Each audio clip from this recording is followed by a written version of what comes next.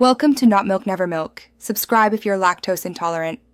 You'll start by confirming prerequisites, Windows 11 and a Microsoft account. This unlocks syncing and store apps. Once confirmed, open Settings, then Gaming, then Xbox Game Bar. Enable the toggle to allow Game Bar to record and capture. You do this now because the feature is blocked until toggled. Enabling also exposes keyboard shortcuts and overlay permissions. Make sure to note the capture and background recording options here, since they affect performance and disk usage.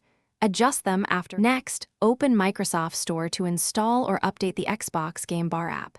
This ensures you have the latest overlay features and bug fixes.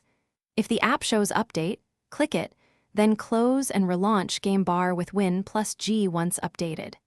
If it isn't in the store, check Windows Update for optional features. Make sure Game Bar can run in the background via Settings apps, because background permissions allow overlays and captures to work reliably while you're in games or apps. Finally, configure widgets, shortcuts, and audio from the overlay.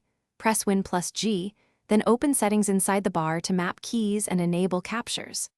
Test recording with Win+Alt+R and take a screenshot with Win+Alt+PRT-SCN, then confirm clips appear in the Captures folder.